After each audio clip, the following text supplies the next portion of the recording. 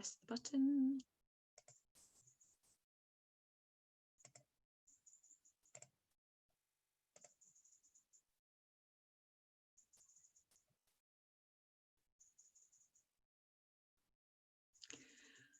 Welcome everyone.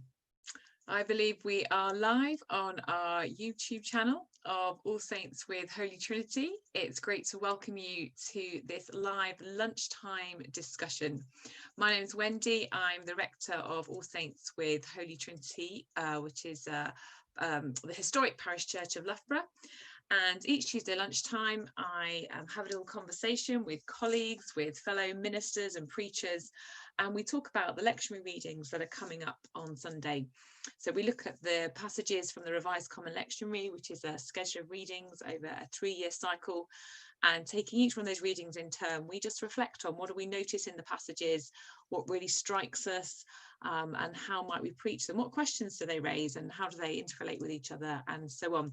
And we'd love it if you're watching this live today, if you might join in with the conversation. So do use the comments to say hello, let us know where you're watching from, and join in. Tell us what strikes you in these passages, and how are we hearing God speak to us today through these words, and what might they have to say to the different places in which we are the church.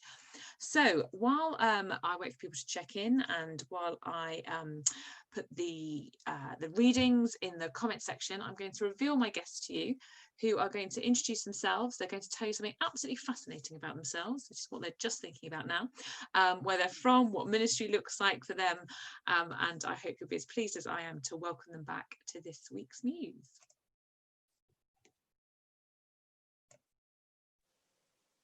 Hi, I'm Loretta Wilson, and I'm the team rector of the Kegworth and Haventeam Benefice, which is a group of 6 villages up in the northwest of the diocese. The thing that's majorly changed since the last time I was on was the outdoor swimming pool has now opened. So that is a great delight to me in the mornings, and especially this morning when the steam was coming off the outdoor swimming pool because it was so flipping cold. So although it is nice and warm now, it wasn't at 6:30 this morning, but it was lovely. So there you go. That's my interesting snippet. Chris, what are you going to say? Is that the outdoor swimming pool that the diocese recently installed in your back garden, or is it another one? No, it's another one. Oh, right. Okay. Good morning, everyone. I'm or even afternoon. I'm Reverend Chris Taylor. I am the Anglican chaplain at Loughborough University, and I'm just back from 2 weeks of holidaying, which not really holidaying. And one of the things I found with Zoom and virtual is that when you're on holiday, you're not really, because you can still go to the Zoom meetings, and everybody knows you can go to the Zoom meetings. And if they're your Zoom meetings, how can you not host them? So that was an interesting lesson I learnt, and I actually went and preached last Sunday at Letty's Church whilst I was on holiday, and it was great. So that's me. Hi, good afternoon. I hear my doorbell ringing, so I'll have to run away in a moment. But just to say that I'm Lusa. I'm the BAME, Black Asian Minority Ethnic Mission and Ministry enabler for the Diocese of Leicester. And part of my role is just helping the diocese build confidence and competence in the way in which we interact in mission with and to BAME people. And the last thing that has changed was probably that when I was last on, I was speaking from the Netherlands, and now I'm back home, and I'm quickly going to open the door. Okay, so while Lisa opens the door, I always often forget to introduce myself, actually. So my name is Wendy. My context for ministry is a parish church in Loughborough, which is a university town, where, of course, Chris is the Anglican chaplain. And I don't think it's much happened since last week. Oh, I have got a new tattoo, but that is probably the subject for a whole nother Muse. In fact, it's going to be my sermon arm, but I'll tell you about that another time. Excellent. Lisa, have you dealt with what you needed to deal with at the door? Are you okay? Well, it was a delivery for someone else. Brilliant. Well, thank you, Loretta, Chris and Lisa, for joining me. I'm always excited to hear what my guests have got to say about the scriptures. And it's lovely to know that Sue is here. Hello, Sue. Thank you for joining with the conversation. Welcome, Sue Wallace. She's another regular guest on Ministers Muse. So, Sue, do please chip in. And if others join us along the way, do let us know you're here and join in with the readings. So let's get stuck in to the scripture readings for this coming Sunday. We are in Matthew's Gospel, as regulars to this will know. And this week's passage is Matthew chapter 20, verse 1 to 16. And it's one of the parables. So it's a kingdom parable. Jesus is comparing the kingdom of heaven is like. And we have a little scenario of employment. We have someone going out to the marketplace and asking someone to come to work for the day in the vineyard and agreeing the price. And then through the day, as the parable unfolds, he goes and gets different people to come and work for less and less hours. And at the end of the day, they all get paid the same wage. Is this extraordinary generosity? Is it a business plan? Is it good employment practice? That's the parable. I'm really glad that Michelle and Rachel have joined us to join the conversation. So as we look at that, I think, Loretta, you're going to take us into that, aren't you? Yeah, the thing that really struck me about this passage today, and I think these things do strike us differently, don't they, on different days. So this just feels like a kind of response today, is the people that actually were employed first and that had worked all day and got the same amount of money. They were grumbling. They were really discontent. And the people that had only worked for an hour, when they paid, we're not told, but we imagine that they would be woohoo, don't we? Because actually, you know, they kind of felt like they'd got something they weren't expecting. And the thing that really struck me was, as Christians, actually, where do we want to be? Do we want to be the people that are kind of grumbling and kind of like, oh, it's not fair, it's not good enough, and, you know, I haven't got what I wanted? Or do we want to be the people that are kind of going, whoa, I didn't expect this. How fantastic is this? And I think for me, that immediate response then sets a bit of a tone for how I unpack the passage and what happens and where we put ourselves and how we see God. So that's my kind of starter for 10.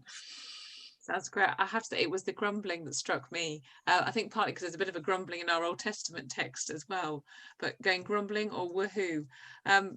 Lisa, are you grumbling or are you woohoo today? Well, neither. Well, I probably am woohoo in some ways, at least I hope. There's more of a woohoo than a grumbling. But actually, as I was reading and hearing that text anew, I was taken back to a trip that I made a few years ago. And I found myself in Nairobi. And I was with a group of friends there. And at some point, we got to a place where something of that parable was being played out. And so a number of people were gathered outside a factory, and they were waiting to be called in for a day's work. And we got there, I think it was around midday or so. And it was quite sobering to see the reality of humanity that has been somehow commodified and objectified to serve the needs of a system that kind of keeps demeaning humanity, either those who were brought in or taken in first, or those who were left out and waiting for someone to have compassion on them and then give them a day's worth of work. And I was wondering whether actually part of what Jesus is doing is a deep critique of a system that is satisfied with creating an unjust structure, an unjust system in which people are assessed in terms of their productivity or whatever that productivity looks like, and where we end up being objectified and commodified. And actually what Jesus is doing in that parable is resetting the standards and kind of inviting his audience to rethink what are the norms in terms of how do we value human life without trying to put a price tag against it. And the fact that actually it doesn't matter what time you get into the story, the outcome is the same. And I wonder personally whether this is actually a powerful analogy for us at a time where we're kind of looking at the possible impact of lockdown And we're already talking about the fact that there's likely to be a downturn in terms of employment. And we're already saying that some groups will be affected more adversely than others. In fact, earlier this week, I was reading an article talking about the hiring of millennials, and they were highlighting the fact that women tend to be to have less opportunities to find or to be hired than men. And here again, the imbalance in our system, in our structures. And so how do we, as we preach and live out the gospel, do that in such a way that we challenge the structures that commodify and objectify people? Thank you. That's a fantastic, another take and a real kind of applied social action take on the gospel, isn't it? I mean, the parable does end. So the parable ends, the story ends. I think that's where the speech mark is. And then Jesus says, so the last will be first and the first will be last. And I wonder if that's both maybe it's a promise, but is it also an invitation for us to live in a way where we live that out and we respond to people and society that way to recognize that. Chris, what are your thoughts on this parable? All sorts of stuff. What draws you today? Because I think, like that boy wanting to play football and not very good always got picked last. So there's always that one that's a little reminder. The idea of idleness, and it may not be that idle is the word. It's the word that's been used in translation. It might be just unused. And one of the questions that I would ask is, why are these people unused? And then if you look at it, I know this is preached this way quite a lot, but I think it's a really good way of understanding. Those people have probably been there since the landowner was there first thing, and since he was there at 9, and since he was there at midday, and since he was there at 3. Why are they not being hired by other people? And it may well be that these are the people with -1 limb, or minus some fingers, or just for one reason or another, the elderly, just unable, or people see them as unable to provide a good day's work.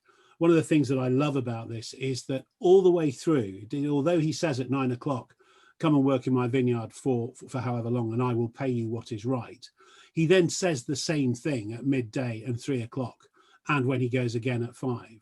Yeah, I will pay you what is right. And I think that's really, really important. And then there's the corollary to that, friend, I am doing you no wrong. So he's going to pay what is right, what's agreed, and what he wants to pay, what is fair.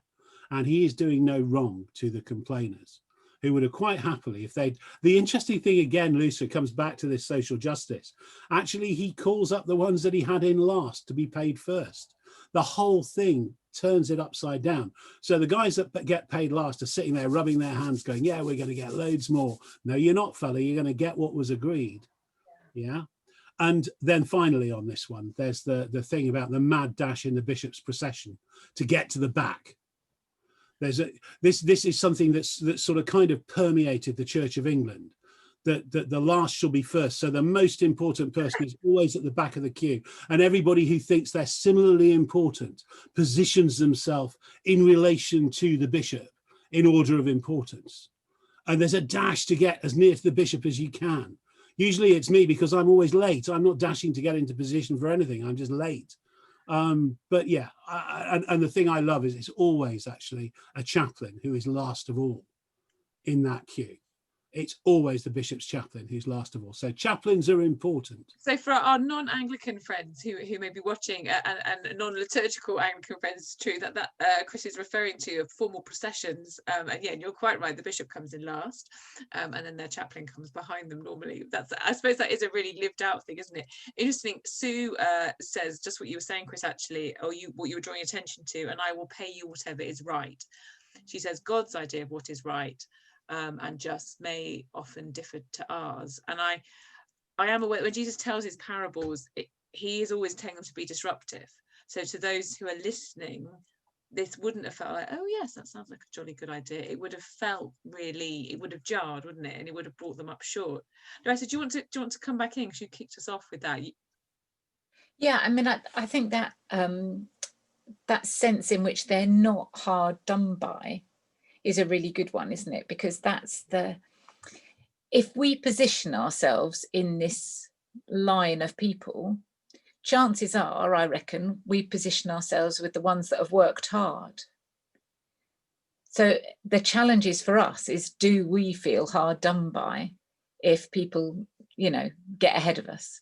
If the last shall be first and then the first will be last, then we will end up last. Do we feel hard done by? That's the kind of challenge for us, isn't it? I mean, I think we need to be careful not to let this lose its bite, really, this parable. I don't think it was a sort of softly, oh, that's interesting. It was supposed to hit hard. So I think it does still need to kind of retain that for us. Like, well, what are we thinking then? Where are we? If the last are going to be first, actually, where does that leave us? And how are we with that? I was just bringing some of the people who've been sharing in the comments. So Rachel says the kingdom of heaven is not a meritocracy, thankfully. Michelle says if you scroll back through the preceding chapters, you're looking at it on a screen, aren't you, Michelle? Jesus is talking a lot about how we assume God thinks of us who are already in versus how he thinks of others who are new to the party. Thank you, Michelle, for that wider context. She says there's a lot of warning there about how we can accept God's grace and generosity for ourselves but fail to pass it on. Which of course was the parable last week of the unforgiving servant and how we hold on to that. And Sue, again, giving it that context, there was no welfare state in those days, and I bet the needs of those workers were just as great. And Rachel says it was pointed out by a friend yesterday that the contract terms are clear and set out at the beginning of the day, and yet the early workers still think they are getting more than agreed. Yet the early workers still think they are getting more than agreed. They're not getting. No. I think they might get. They're expecting. I think they might get. Rachel, this is because you're eating your lunch as well. We can tell, can't you? You're eating and you're typing. They might get. So we wouldn't want the parable to land softly. We want it to jar us, and we want it to disturb us. I guess is that what we're saying? And I think Peter said, didn't he? You know, Lord, we've given up everything to serve you. That's what this is in response to. So Jesus is sort of speaking to the disciples, as in, you know, you're the ones who think you're first, but actually. Yeah. So the preceding verses from verse 27 in the preceding chapter, then Peter said in reply, look, we've left everything and followed you. What then will we have? You're quite right. Actually, that's where the passage should start, shouldn't it, really? It would make much more sense. Yeah. Make much more sense to start it there. Lisa or Chris, is there any more you want to say on this, or you want to move on? I don't want to. No, Lucy, you're muted, but I'm guessing that's the kind of, let's we'll park the gospel for a minute. We may find the other passages also take us back into it as well. But this week we're going to start with the Exodus passage. So last week the Israelites were fleeing, and Pharaoh and his chariots and wheels were getting clogged in the sand, and now the Israelites are in the wilderness, and this is the account of the quails and the manna, of this miracle of God providing for the people in the wilderness. The lectionary doesn't give us the whole chapter, but I mean, there's no reason why you can't preach or speak about the whole chapter. But we have this business of this flaky stuff on the ground, which turns out to be bread from heaven and the quails in the evening. Lisa, you were going to kick us off. What gets to you in your gut about this today?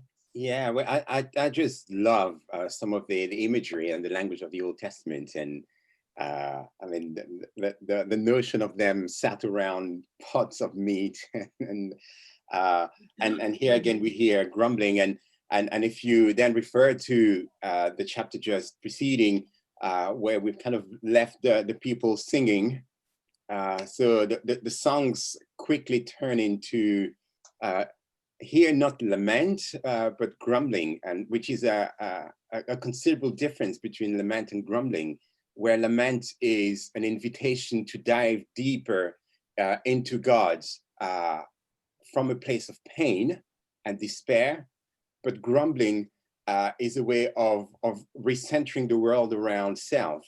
And here we see a people whose perspective is not God-centered, but self-centered, and therefore failing to actually see how God has been instrumental in leading them and in journeying with them.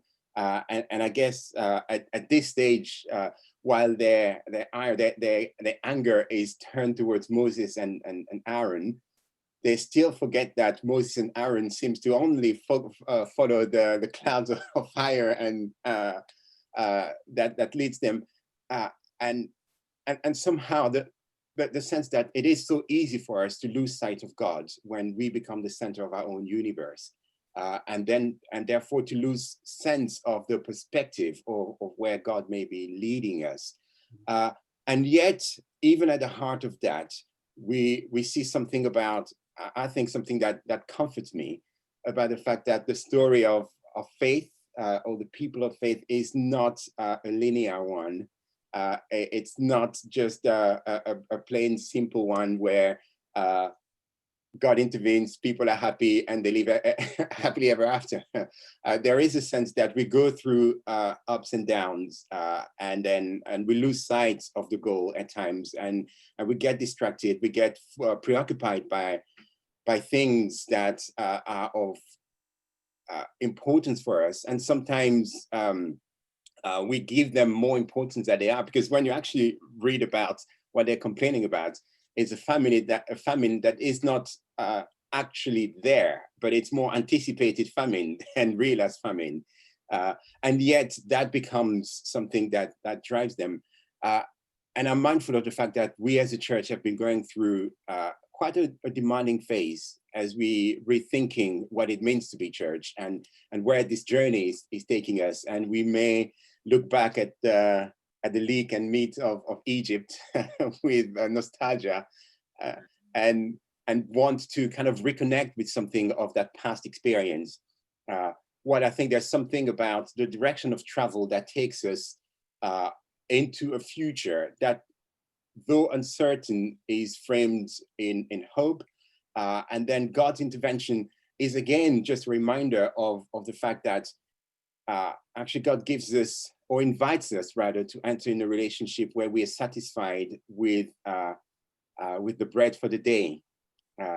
And we hear echoes of that in the Christian tradition later on, particularly in the Lord's Prayer. That sense that God invites us in a relationship where we are happy and committed to trust God in every step of the day. And it's really interesting to see that there's provision for the morning with the manna, and then provision for the evening with the quail. So the day is bookended by God's provision. And there's something, I think, about an invitation in entering in that space with hope that God will provide, and God will provide enough for the needs of the journey of the day.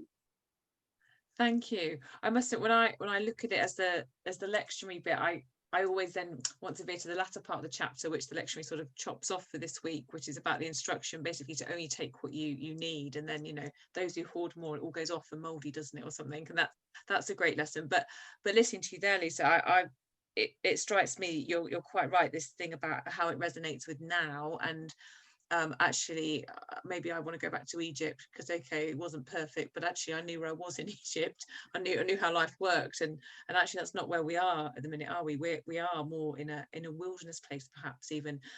Sue says the difference between lament and grumbling, really helpful. So thank you for that, Lisa. I think you talked about, yeah, lament being God-centered and grumbling being self-centered. And Rachel says it's a great distinction. However, I do feel for the Israelites. Rachel, you're much nicer than us, clearly. They are getting reacquainted with God after years of enslavement and Egyptian culture. Trust takes time. Now that's an interesting take, actually, isn't it? And to a certain extent, maybe, you know, God works with that, doesn't he? Because as you said, Lisa, the journey isn't linear. And the chapter next week, we're going to get water from the rock. But there's lots of, you know, the Israelites wanting to sort of say, where are you, God, and so on, and that constant toing and froing. Chris, you're looking very sage. What are your ponderings on this? Well, again, I'm going to go the other end, the beginning of it, the wilderness of sin. I think, you know, that if you were going to have a preachment, what better preachment could you have than preaching about the wilderness of sin without, what is the wilderness of sin? I mean, obviously it's a geographical thing in the context of this, but where are we? Where do we sit in that? Might be something to think about. There's other stuff about it ain't us, Gov. With Moses, and we're all tempted to that as well. You know, it's not my fault, it's him up there. And that's an interesting one. The fact that, you know, when they say, what is it? Well, it's the bread that God's given you to eat. What else do you think it is? Which I think is also that human aspect to it. And one final point, there is a completely different version of this in Numbers. Numbers chapter 11 has a completely different version of this, where Moses is having a whinge at God because, why have you given me just the bread in the morning? And then the Lord gives them quail in the evening. So it isn't an immediate provision.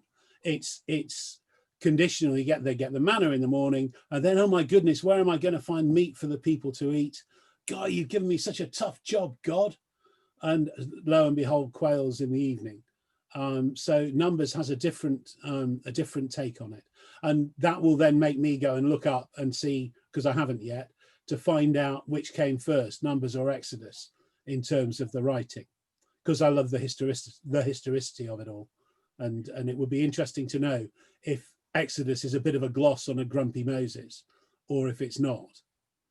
So that's thank you for that. I hadn't made that connection. It might be that someone who's watching at home might grab their commentary and give us a take on that before we're done. Loretta, for you and Exodus, and I know you were looking at the related passage, because the lectionary always gives us a choice. We're working with the continuous for this Muse, but what strikes you as you just sort of revisit it? I think the major thing that chimes with me is yesterday I was kind of dipping in and out of the Festival of Christian Pilgrimage that was put on from Oxford. Did you see any of that? Mm-hmm. I didn't get to see much of it, but Stephen Cottrell was talking a lot about how we're obsessed with the destination, and it's not about the destination, it's about the journey. And this kind of feels quite significant in terms of the Israelites. Actually, they had stuff to learn on the way. It wasn't about where they arrived. It was about that kind of reconnecting with God and the hope that was now.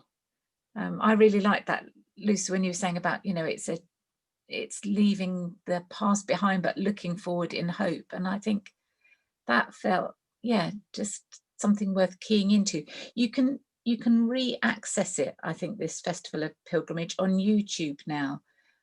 So, you know, if people are interested, that might be something to do. It was Martin Percy and Stephen Cottrell. There was somebody else as well, but, you know, a good resource for just reminding ourselves about the journey, not just the destination. I know that's something I struggle with. I'm not very good at going slow. I took up running, as some of you know, and I've now gone and ruined it by going too fast, and I've pulled my calf muscles. So that's my living parable metaphor, that it's about the journey, Wendy. It's about the journey, Wendy. Slow down, slow down. Lucy, you gave us a lot at the start coming into that, but do you want to respond again? Well, I guess one last thing I would add there is the fact that God hears the grumblings as well. And I love the fact that actually Scripture allows space for that. And even when we may want to kind of put a negative twist on that, in some ways it has value for God, and God and hears. And the hearing is not just an auditive experience, it's an intentional process. And so it says something about God's intention towards us, even in our places of functional kind of agnosticism. God reaches out and listens to our grumbling and provides. And I'm always fascinated by language, and I was struck by you know, the word manna. So what is it? And you may know or may not know, and that may not be an information that will be of any consequence for you. But in French, the word for, I think you call them Louvre windows, are called vasistas. And the story goes that when the German army came into Alsace in the 1870s war, they saw those windows and then were asking vasistas. And that's how the name caught up. Well, moving on swiftly. I I was like, how does that relate to manna? I've not heard that. Okay, I get it.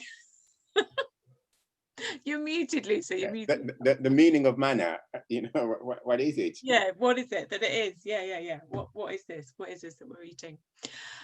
Let's I hope we may just pull our threads together again at the end, and we'll revisit what it is we feel called that we might actually preach. But let's leave the Israelites in the wilderness for the time being. They're going to be there for a while, so it's okay. And we will go to the epistle reading. So after weeks and weeks of working through Romans, now the lectionary takes us to Philippians, one of the other pastoral letters of Paul. And I think I'm right in saying, although I'm going to default to Chris on biblical scholarship today, I feel that would be safer, but of all of Paul's letters, I think the general majority scholar view is that this is a letter of Paul, genuinely not written, in his name, but it's from Paul. And the likelihood is he's writing it, he's either under house arrest, or he's either in prison, or he's writing from the context of being imprisoned and so on. It's a much shorter letter than Romans, and the passage we have this week is from Philippians 1 verse 21 to the end, and it's part of this opening part of the letter, and Paul's talking about his from his experience of being imprisoned and so on, and his present sufferings, but what it means to be alive in Christ, even if you're dead to this life. So, Chris, did this passage strike you? Oh, right between the eyes. No, this letter is just one of the most joyous letters that Paul wrote. It's full of praise, it's full of exhortation and encouragement. There's not a lot of beating up. There's a couple of people that have fallen out that need a bit of a helping hand. But Paul is basically saying, thank you, you're wonderful, and this is all good stuff. And I think that's Philippians is one of the most uplifting letters that Paul ever wrote. This idea of living is Christ and dying is gain, that was his eternal dilemma, as Paul's biggest problem, because he wanted to die and be with Christ. That was his understanding, that when he died, he would go straight to be with Christ. But he also knew that he was called to labor for the kingdom. Now, I think that probably is it called a false dichotomy? I don't know, but it's a false choice. It's a both and. You can die, you can live for Christ with your work and be with Christ in your work as a Christian, and it's about an attitude of mind. I think we don't, as Christians, look forward to death because we have so much to do here and now. So that would be a starting point. I love this, only live your life in a manner worthy of the gospel. My goodness, what an ask that is. And again, whole sermons around that. How on earth can I live my life in a way that's worthy of the gospel? And probably I can't, but I haven't given up trying yet. And then lovely Paul trick, which he often does. He does it in Philemon, he does it elsewhere, but here as well, where he says, you never know, I might be coming to see you next week. So keep it up, keep up the good work, do the best thing, do the best that you can. And also, although Philippians are really happy, Paul is really happy with them, he does acknowledge that within their ranks and around them, they have opponents. Yeah, and I think, it would be foolish for us as Christians, for people of faith anywhere, not to think that they aren't opposed somewhere along the line by someone or some things and some situations. So I think there's plenty of meat in there for us to be hanging on to in terms of our preachment. For me, it would be looking at this, living my life in, because, beat myself up, it's always a good thing. How can I live my life in a way that's worthy of the gospel, that glorifies Christ, that builds the kingdom, and still leaves me with room to be parent, husband, and all those other things that we're called to be. Grumpy, indeed. So yeah, that's the kind of place that I got to. I wouldn't be pining after death in quite the way that Paul does when he says, my desire is to depart and be with Christ. I actually think we all have quite a lot to do here and now. Well, that's good to hear, Chris. But isn't that interesting? Because that's a bit of a contrast too. We've just talked about what we're taking from the Exodus passage as well. It's about the journey, and maybe Paul sometimes wrestles with that a bit. You know, that he wants to get to the destination and gets to the end as well. And you also talked about there, Chris, about the fact that Philippians is actually a really joyous letter. You know, a real celebration. And Sue comments that the contrast between Paul's attitude and that of the complainers in Exodus is quite striking. It is it's a rejoicing in Christ, isn't it? Sue's on a roll today, isn't she? She is. She's good. She's good. I was particularly drawn to that verse 27, live your life in a manner worthy of the gospel of Christ. Because again, it's that trying to, we all live such different lives, don't we? And again, when you're preaching, you're looking at a congregation either through a screen or physically, sometimes through a mask as well. But you're trying to help people to think about how they're going to live their life in their day-to-day in their very complex different places that we are. It's not about being shut away, you know, in some sort of holy bubble, is it? But how do we help people live a life worthy of the gospel in the different situations where people find themselves? I guess it's part of the challenge of the preacher, I think, isn't it? Loretta, where are you going with this?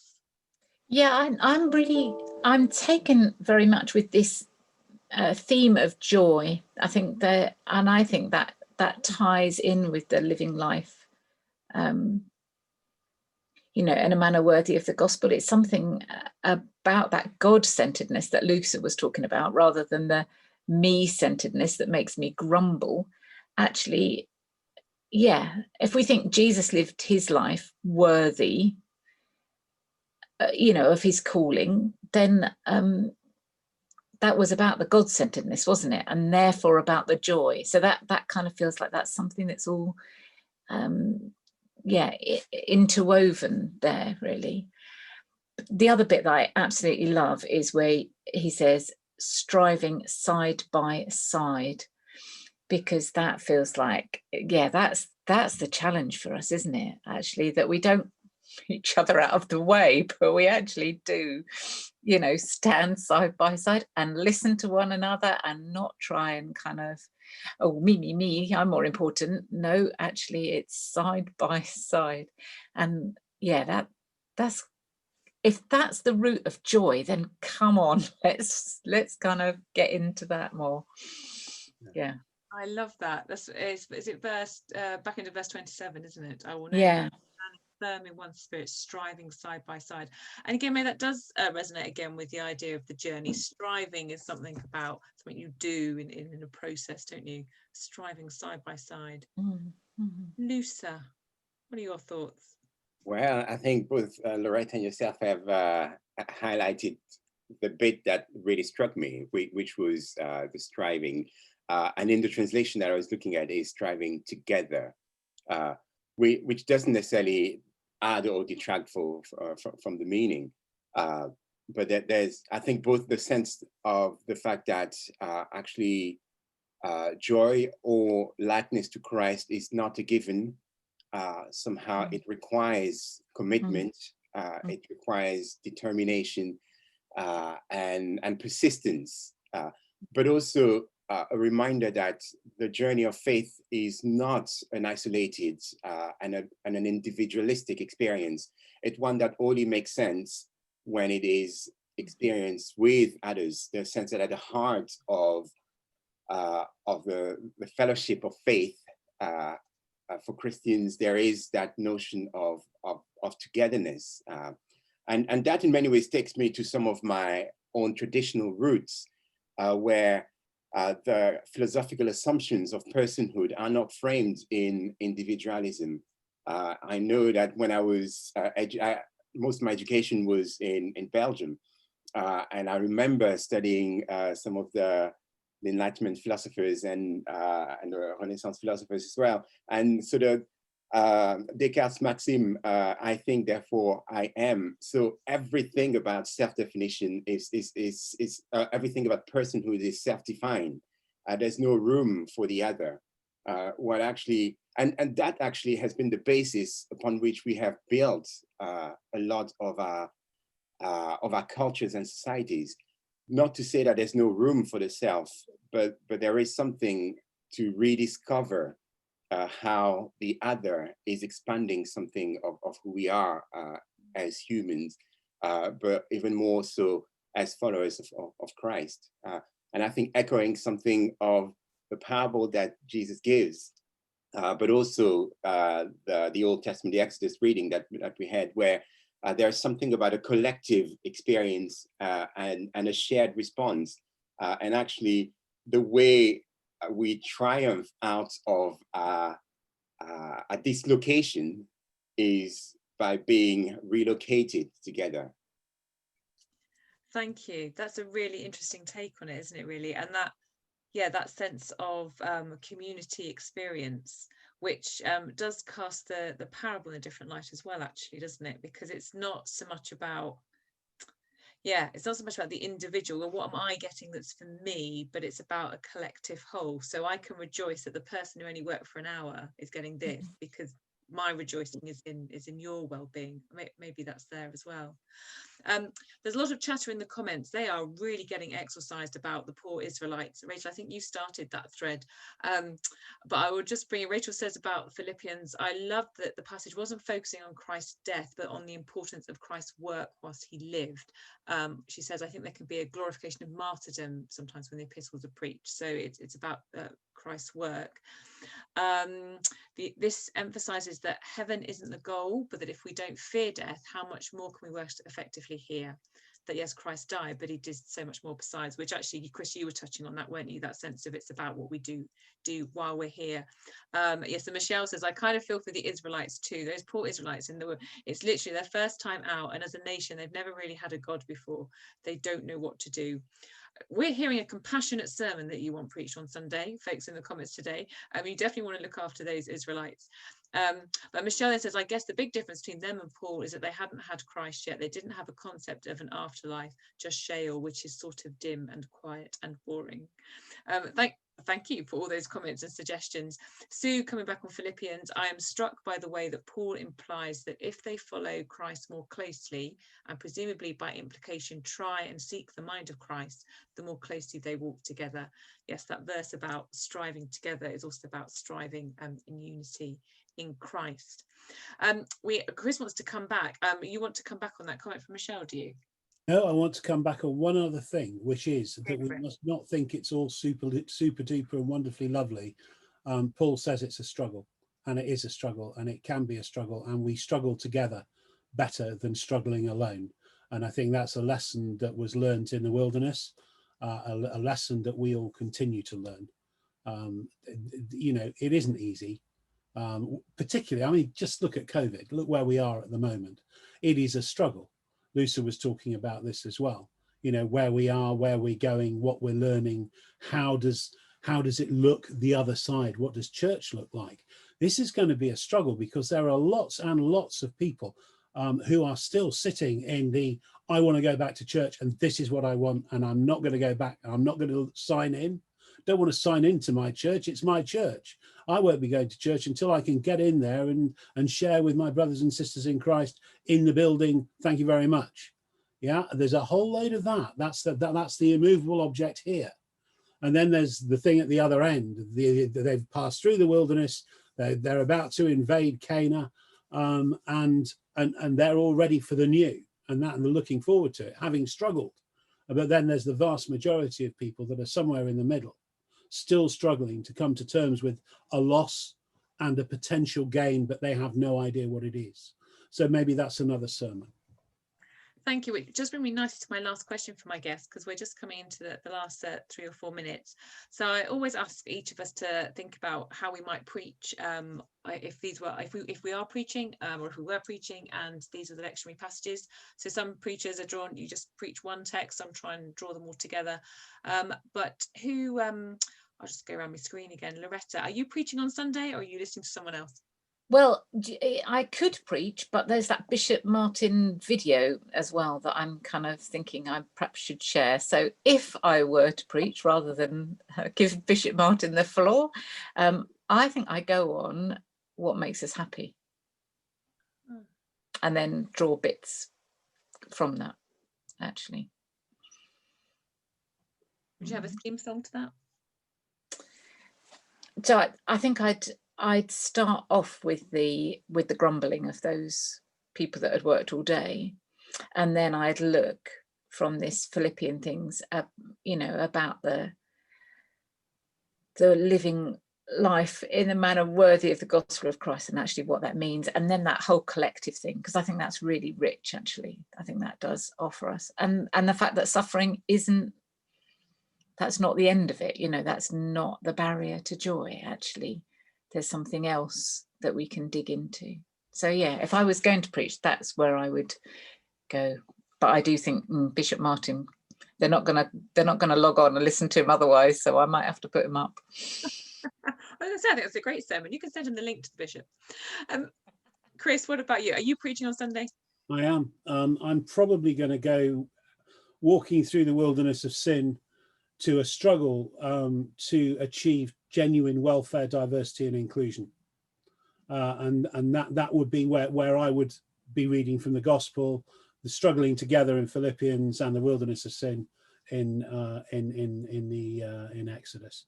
That's probably what I would work for, and I'd be looking at how we do that, and we struggle together in love and in adversity. That'd be where I would be going. Thank you. And where? Oh, go on, Loretta. She's coming back in. Well, I was just saying the continuous reading is Jonah, and how you know he doesn't want God to save people. So there's that little thing as well about, you know, actually, does that make us happy? You know, he would have been happy because he'd have been validated. See, I told you. Now you're dead. Oh, mate, you're happy though. Lucy, what about yourself? Are you preaching this Sunday? No, I'm not. Sadly, I'm not preaching this Sunday, but I've been listening to my wife's sermon on, I think, the gospel passage.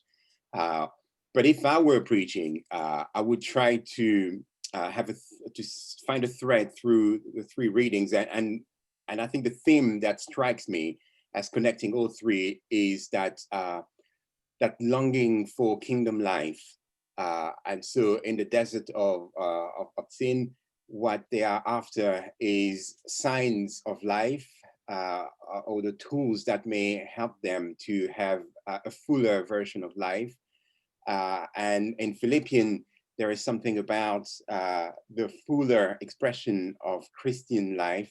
And if we think of the bread that is provided in Exodus, and then think of Christ as the bread of life, then kind of rethink that, and I guess join with Chris's thoughts about, so once we've got that kind of that quality, internal quality of life, how does that show out in the way we build societies that speak of kingdom life?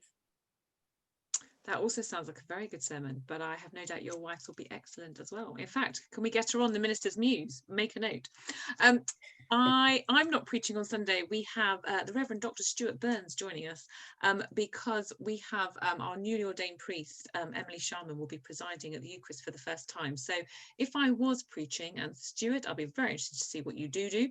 I think the manna is a gift into a sermon about manna, about presiding, and about the bread of the Eucharistic table. So I think possibly, as again from listening to us talk today, the sense of not just the priest's role in the Christian community, but therefore what the Christian community is for.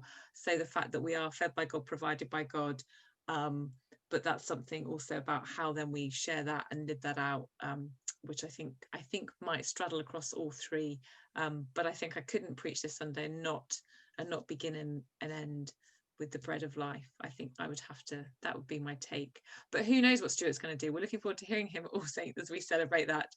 I want to say thank you to Lusa, Chris and Loretta for giving your time to share your thoughts on these passages, some really rich wisdom that we've shared.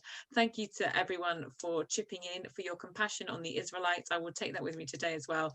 And lastly, Sue says if she was preaching on Sunday, she'd do an Exodus Philippians mashup. So I do hope that wherever you worship on Sunday, I hope that you're able to receive from the scriptures, to continue to hear God speaking to us in our time. And I think our wisdom for the day is, remember, it's about the journey, not about the destination.